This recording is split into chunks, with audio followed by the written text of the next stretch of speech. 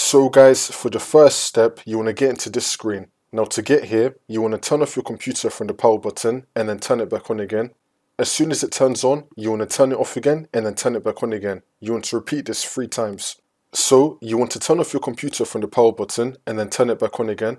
As soon as it turns on, you want to turn it off again and then turn it back on again. You want to repeat this 3 times, and then on the 4th time, when you turn your computer on again, it will then take you into this screen. It's going to be saying that your PC did not start correctly. You want to click on Advanced Options. And now once you run this, you want to click on Troubleshoot, Advanced Options, and then Command Prompt.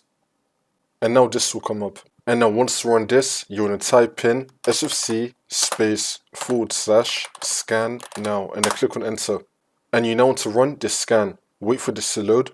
I'm going to skip the video to when the scan will be fully completed. And now once that's been done, now you want to type in chkdsk C:/F//R and then click on Enter. And you now want to run this scan as well. Wait for this to load. And now once that's been done, we can now close out of this. And we can now continue to Windows, and then the problem should be fixed.